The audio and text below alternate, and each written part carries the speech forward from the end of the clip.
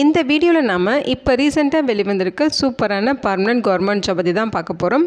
இந்த நோட்டிஃபிகேஷனில் உங்களுக்கு நூலக உதவியாளர் மட்டும் இல்லாமல் வேரியஸ் டைப்பில் upper division clerk, lower division clerk, MTS அப்படின்னு சொல்லி எக்கச்சக்க டைப்பில் உங்களுக்கு போஸ்டிங்ஸ் கொடுத்துருக்காங்க. ஒவ்வொரு போஸ்டிங் பொறுத்து சேலரி குவாலிஃபிகேஷன் உங்களுக்கு வேரி ஆகுது. 10th முடிச்சவங்க, 12th முடிச்சவங்க, any degree, diploma, ITI, PG அப்படின்னு சொல்லி எல்லா கேட்டகரிக்கும் சூட் ஆகிற மாதிரியான போஸ்டிங்ஸ் கொடுத்துருக்காங்க.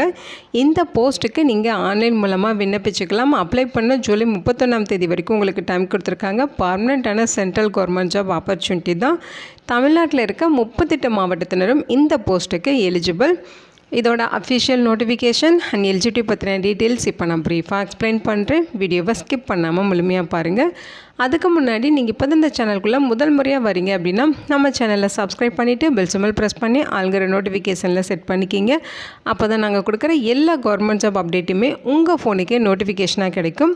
இந்த ரெக்ரூட்மெண்ட் ரிலேட்டடான apply link and notification link எல்லாமே இந்த வீடியோவோட டிஸ்கிரிப்ஷன்லையும் ஃபஸ்ட்டு கமெண்ட்லையும் பின் பண்ணியிருக்கேன். செக் பண்ணி பாருங்கள். இந்த வீடியோக்கு ஒரு லைக் கொடுத்துருங்க. நீங்கள் கொடுக்குற லைக் தான் எங்களுக்கு அடுத்தடுத்து வீடியோ போகிறதுக்கான மிகப்பெரிய மோட்டிவேஷனாக இருக்கும். இப்போ வாங்க நம்ம வீடியோக்குள்ளே போகலாம்.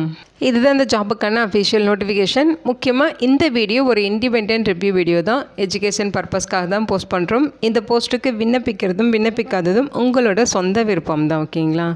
இந்த நோட்டிஃபிகேஷன் நமக்கு எங்கேருந்து கொடுத்துருக்காங்கன்னு பார்த்தீங்கன்னா மினிஸ்ட்ரி ஆஃப் ஆயுஷ் டிபார்ட்மெண்ட்லேருந்து central council for research in Unani medicine. So இங்கேருந்து நோட்டிஃபிகேஷன் கொடுத்துருக்காங்க. ஸோ ஷார்ட் ஃபார்மில் பார்த்தீங்கன்னா CCRUM அப்படின்னு சொல்லுவோம். இது பார்த்தீங்கன்னா நமக்கு பர்மனெண்ட்டான மத்திய அரசு நிறுவனம். இங்கேருந்து வேக்கன்சிஸ் கொடுத்துருக்காங்க. 149 வேக்கன்சிஸ் ரெக்ரூட் பண்ணுறாங்க. வேக்கன்சிஸ் பார்த்தீங்கன்னா குரூப் A கேட்டகிரியில், குரூப் B கேட்டகிரியில், குரூப் C கேட்டகிரின்னு சொல்லி தனித்தனியாக பிரித்து கொடுத்துருக்காங்க. கம்யூனிட்டி வாரியான வேக்கன்சிஸ் பிரேக்கப்புமே இங்கே கொடுத்துருக்காங்க. நீங்கள் செக் பண்ணிக்கலாம். இந்த போஸ்ட்டுக்கு ஆன்லைன் மூலமாக நீங்கள் விண்ணப்பிக்கலாம். அதற்கான அஃபிஷியல் வெப்சைட் அட்ரஸ்மே இங்கே கொடுத்துருக்காங்க. நீங்கள் அதை செக் பண்ணி பாருங்கள். ஸோ போஸ்டிங்ஸ்க்கு பார்த்தீங்கன்னா நீங்கள் ஜூலை 31ஆம் தேதி வரைக்கும் விண்ணப்பிக்கலாம் அப்படின்னு சொல்லியிருக்காங்க. அப்ளிகேஷன் கரெக்ஷன் பண்ணணும் அப்படிங்கிற பட்சத்தில் நீங்கள் ஆகஸ்ட் 5ஆம் தேதி வரைக்கும் அதை பண்ணிக்கலாம். அதாவது ஆகஸ்ட் 3ஆம் தேதியிலேருந்து ஆகஸ்ட் 5ஆம் தேதி வரைக்கும் அப்ளிகேஷன்ஸ் கரெக்ஷன் பண்ணிக்கலாம் அப்படிங்கிற மாதிரி சொல்லியிருக்காங்க. ஸோ இதோட ஃபீஸஸுமே நீங்கள் ஆன்லைன்லேயே பெய்ட் பண்ணிக்கலாம். இதோட இன்ஸ்ட்ரக்ஷன் எல்லாமே இதில் A to Z எக்ஸ்பிளைன் பண்ணியிருக்காங்க. இப்போ ஃபஸ்ட்டு போஸ்டிங்ஸ் பற்றின டீட்டெயில்ஸ் பார்த்துலாம். So group A, group B, group C அப்படின்னு சொல்லி 3 டைப்பில் போஸ்டிங்ஸ் இருக்குது. குரூப் A கேட்டகரியில் பார்த்தீங்கன்னா ரிசர்ச் ஆஃபீஸர்லேயே உங்களுக்கு யுனானி அண்ட் பேத்தாலஜி அப்படின்னு சொல்லி 2 கேட்டகரியில் போஸ்டிங்ஸ் இருக்குது. யுனானி கேட்டகரியில் 16 வேக்கன்சிஸும், பேத்தாலஜியில் பார்த்தீங்கன்னா 2 வேக்கன்சிஸும் இருக்குது. கம்யூனிட்டி வாரியான பிரேக்கப் இங்கே கொடுத்துருக்காங்க. 40 வயது வரைக்கும் இருக்கவங்க ரிசர்ச் ஆஃபீஸர் போஸ்ட்டுக்கு விண்ணப்பிச்சுக்கலாம். குவாலிஃபிகேஷன்ஸை பொறுத்த வரைக்கும் போஸ்ட் கிராஜுவேஷன் டிகிரி, அதாவது MD அல்லது MSல யுனானி சிஸ்டம் ஆஃப் மெடிசன் இது ரிலேட்டடாக நீங்கள் படிச்சிருக்கணும்னு சொல்லியிருக்காங்க. ரெலவெண்ட் கவுன்சிலில் நீங்கள் ரெஜிஸ்டர் பண்ணியிருக்கணும். ஓகேங்களா? என்ரோல் பண்ணியிருக்கணும் அப்படிங்கிறதையும் மென்ஷன் பண்ணியிருக்காங்க. பேத்தாலஜி போஸ்ட்டுக்கு பார்த்தீங்கன்னா MDயில் பேத்தாலஜி முடிச்சிருக்கணும் அப்படிங்கிற மாதிரி சொல்லியிருக்காங்க. சென்ட்ரல் ரெஜிஸ்டரில் நீங்கள் பார்த்தீங்கன்னா அவங்க சொல்லியிருக்க மாதிரி என்ரோல் பண்ணியிருக்கணும். ஓகேங்களா? அடுத்து பார்த்தீங்கன்னா ரிசர்ச் ஆஃபீஸ்லேயே ஃபிசியாலஜியில் ஒரு வேக்கன்சிஸ் கொடுத்துருக்காங்க. ஸோ இந்த போஸ்ட்டுக்கும் 40 வயது வரைக்கும் இருக்காங்க விண்ணப்பிச்சுக்கலாம். மாஸ்டர் டிகிரியில் molecular biology, biotechnology, human genetics engineering இந்த மாதிரி படிச்சிருந்தா எலிஜிபிள். 3 years எக்ஸ்பீரியன்ஸ் கேட்குறாங்க. அல்லது PhD வந்து மாஸ்டர் டிகிரி முடிச்சுட்டு PhD முடிச்சிருக்கீங்க அதே சப்ஜெக்டில் அப்படின்னா உங்களுக்கு எக்ஸ்பீரியன்ஸ் தேவையில்லை. நீங்கள் PhD முடிச்சிருந்தாலே போதும் அப்படிங்கிறத சொல்லியிருக்காங்க. ஸோ இந்த குரூப் A போஸ்ட்டுக்கு சேலரி பார்த்தீங்கன்னா 56,100 1,77,500 வரைக்கும் பேசிக் பே. இது இல்லாமல் அலவன்சஸும் இருக்கும். அடுத்து பார்த்தீங்கன்னா உங்களுக்கு குரூப் B கேட்டகரியில் போஸ்டிங்ஸ் இருக்குது. ஓகேங்களா? ஸோ அதில் பார்த்தீங்கன்னா அசிஸ்டன்ட் ரிசர்ச் ஆஃபீஸர் ஃபார்மகாலஜியில் 1 வேக்கன்சிஸ் இருக்குது. 30 வயது வரைக்கும் விண்ணப்பிச்சுக்கலாம். சேலரி பார்த்தீங்கன்னா 44,900 1,42,400 வரைக்கும் இருக்கும். ஸோ இந்த போஸ்ட்டுக்கு குவாலிஃபிகேஷன் மாஸ்டர் டிகிரியில் ஃபார்மகாலஜி முடிச்சிருந்தா எலிஜிபிள், அல்லது மாஸ்டர் டிகிரியில் வெட்னரி சயின்ஸ் முடிச்சிருந்தாலும் எலிஜிபிள். நெக்ஸ்ட்டே பார்த்தீங்கன்னா அசிஸ்டன்ட் ரிசர்ச் ஆஃபீஸர்லேயும் உங்களுக்கு பார்மகோக்னோசி, பாட்டனி இந்த கேட்டகரியில் 2 வேக்கன்சிஸ் கொடுத்துருக்காங்க. 35 வயது வரைக்கும் எலிஜிபிள். 44,900 1,42,400 வரைக்கும் சேலரி இருக்கும். குவாலிஃபிகேஷனை பொறுத்த வரைக்கும் மாஸ்டர் டிகிரியில் அவங்க சொல்லியிருக்க சப்ஜெக்டில் நீங்கள் கோர்ஸ் கம்ப்ளீட் பண்ணியிருக்கணும். 3 years ரிசர்ச் அல்லது டீச்சிங் எக்ஸ்பீரியன்ஸ் இருக்கணும் அப்படிங்கிற மாதிரி சொல்லியிருக்காங்க. அல்லது ரெலவெண்ட் கேட்டகரியில் PhD முடிச்சிருக்கணும் அப்படிங்கிற மாதிரி சொல்லியிருக்காங்க. அடுத்து ஸ்டாஃப் நர்ஸ். இந்த போஸ்ட்டுக்கு பார்த்திங்கன்னா உங்களுக்கு 44,900 1,42,400 வரைக்கும் சேலரி இருக்கும். 7 வேகன்சிஸ் இருக்குது. 35 வயதுக்குள்ளே இருக்கணும். குவாலிஃபிகேஷனை பொறுத்த வரைக்கும் பிஎஸ்சி ஹார்ன்ஸ் இன் நர்சிங் முடிச்சவங்க எலிஜிபிள், அல்லது ரெகுலரில் பிஎஸ்சி நர்சிங் முடிச்சவங்க எலிஜிபிள், அல்லது போஸ்ட் பேசிக் பிஎஸ்சி நர்சிங் முடிச்சவங்களும் எலிஜிபிள். ரெலவென்ட் கவுன்சிலை ரெஜிஸ்டர் பண்ணியிருக்கணும், அல்லது டிப்ளமோவில் நர்சிங் அண்ட் மிட்வைஃபரி முடிச்சிருக்கீங்கன்னா எலிஜிபிள். அதுக்கான கவுன்சிலில் நீங்கள் ரெஜிஸ்டர் பண்ணியிருக்கணும். 1 இயர் எக்ஸ்பீரியன்ஸ் இருக்கணும் அப்படிங்கிற மாதிரி சொல்லியிருக்காங்க. அடுத்து அக்கௌண்ட் ஆஃபீஸர் ஒரு வேகன்சிஸ் இருக்குது. 44,900 1,42,400 வரைக்கும் சேலரி. 30 வயது வரைக்கும் ஏஜ் லிமிட் சொல்லியிருக்காங்க. ஏதாச்சும் ஒரு டிகிரி கம்ப்ளீட் பண்ணியிருக்கணும். 3 இயர்ஸ் எக்ஸ்பீரியன்ஸ் பார்த்தீங்கன்னா கேஷு, அக்கௌண்ட்ஸ் அண்ட் பட்ஜெட் இது ரிலேட்டடான ஒர்க்கில் எக்ஸ்பீரியன்ஸ் இருக்கணும்னு சொல்லியிருக்காங்க. அடுத்து அசிஸ்டன்ட் ரிசர்ச்சில் கெமிஸ்ட்ரியில் 2 வேகன்சிஸ் இருக்குது. 35,400 1,12,400 வரைக்கும் பேசிக் பே இருக்கும். 30 வயது வரைக்கும் இருக்கவங்க எலிஜிபிள். குவாலிஃபிகேஷனை பொறுத்த வரைக்கும் போஸ்ட் கிராஜுவேஷன் டிகிரி ரெலவென்ட் டிசிப்ளினில் முடிச்சிருக்கணும். அதுதான் இங்கே சொல்லியிருக்காங்க. நெக்ஸ்ட்டு பார்த்தீங்கன்னா ரிசர்ச் அசிஸ்டன்ட்லேயே பேட்டனியில் உங்களுக்கு 3 வேகன்சிஸ் இருக்குது. 35,400 பேசிக் பே இருக்கும். 30 வயது வரைக்கும் விண்ணப்பிச்சுக்கலாம். பிஜி டிகிரியில் ரெலவென்ட் டிசிப்ளினில் நீங்கள் கோர்ஸ் கம்ப்ளீட் பண்ணியிருக்கணும். அடுத்து பார்த்தீங்கன்னா இன்வெஸ்டிகேட்டரில் ஸ்டாட்டிஸ்டிக்ஸில் 3 வேகன்சிஸ். 35,400 சேலரி சொல்லியிருக்காங்க. 30 வயது வரைக்கும் விண்ணப்பிச்சுக்கலாம். மாஸ்டர் டிகிரியில் ஸ்டாட்டிஸ்டிக்ஸோ அல்லது மேத்தமெட்டிக்ஸு வித் ஸ்டாட்டிஸ்டிக்ஸ் எடுத்து படிச்சிருக்கீங்கன்னா எலிஜிபிள். 3 இயர்ஸ் எக்ஸ்பீரியன்ஸ் கேட்குறாங்க. அல்லது பிஹெச்டி ஸ்டாட்டிஸ்டிக்ஸ் முடிச்சிருக்கீங்கனாலும் நீங்கள் எலிஜிபிள். ஓகேங்களா. Next medical laboratory technologist 12 vacancies இருக்குது. சேலரி 35,400 பேசிக் பே இருக்கும். 35 வயதுக்குள்ளே இருக்கீங்கன்னா எலிஜிபிள். குவாலிஃபிகேஷனை பொறுத்த வரைக்கும் பேச்சுலர் டிகிரியில் மெடிக்கல் லேபரேட்டரி சயின்ஸ் அதோட 2 இயர்ஸ் எக்ஸ்பீரியன்ஸ் வேணும் அப்படின்னு சொல்லியிருக்காங்க. அடுத்து லைப்ரரி அண்ட் இன்ஃபர்மேஷன் அசிஸ்டன்ட்டில் 3 வேகன்சிஸ். 35,400 சேலரி இருக்கும். 28 வயது வரைக்கும் எலிஜிபிள். ஸோ இந்த போஸ்ட்டுக்கு டிகிரி முடிச்சிருக்கணும். அதோட எக்ஸ்ட்ராவாக அனதர் டிகிரி பார்த்தீங்கன்னா லைப்ரரி சயின்ஸில் முடிச்சிருக்கணும்னு சொல்லியிருக்காங்க.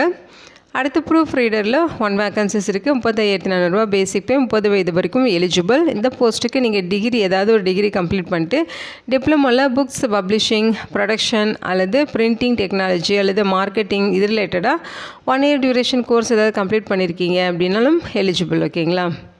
3 இயர்ஸ் எக்ஸ்பீரியன்ஸ் கேட்குறாங்க. அடுத்து ஹிந்தி அசிஸ்டன்ட் 2 வேகன்சிஸ் இருக்குது. 35,400 சேலரி சொல்லியிருக்காங்க. 30 வயது வரைக்கும் இருக்கவங்க விண்ணப்பிச்சுக்கலாம். ஏதாச்சும் ஒரு டிகிரி கம்ப்ளீட் பண்ணிவிட்டு ஹிந்தி நாலேஜ் இருக்கணுங்கிற மாதிரி சொல்லியிருக்காங்க. Hindi to English, English to Hindi உங்களுக்கு ட்ரான்ஸ்லேட் பண்ண தெரிஞ்சிருக்கணுங்கிற மாதிரி சொல்லியிருக்காங்க.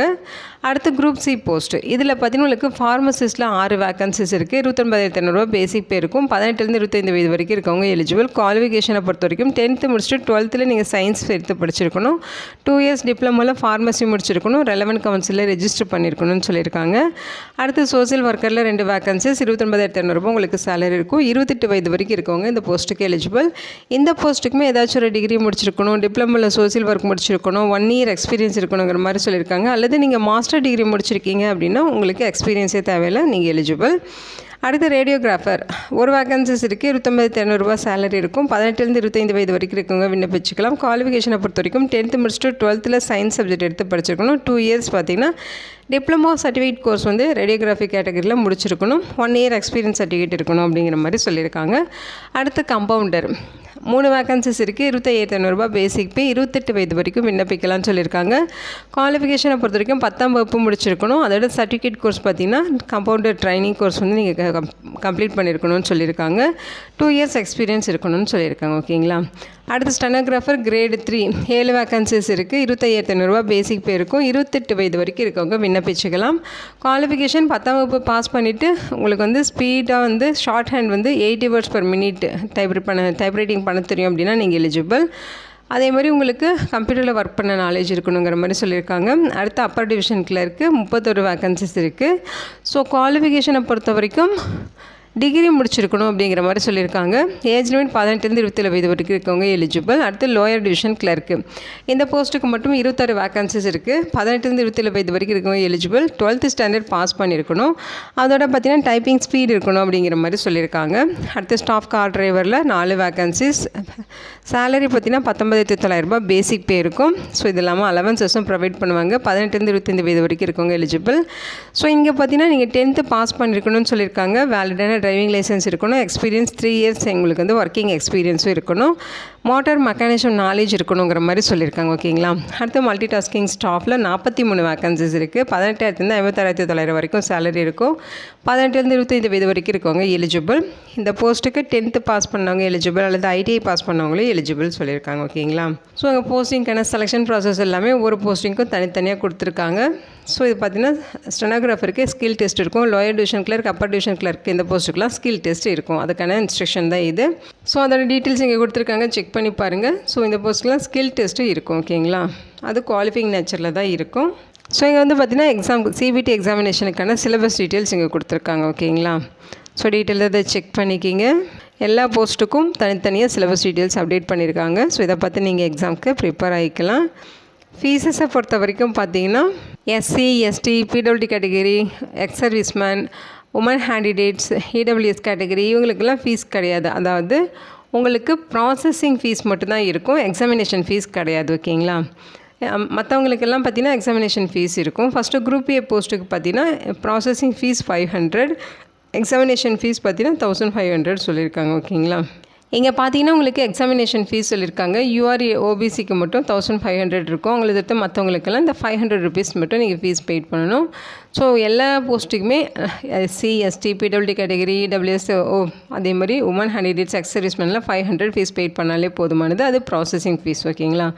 குரூப் பி போஸ்ட்டுக்கு பார்த்தீங்கன்னா எக்ஸாமினேஷன் ஃபீஸ் 1000 rupees சொல்லியிருக்காங்க யூஆர் ஓபிசி கேட்டகரிக்கு.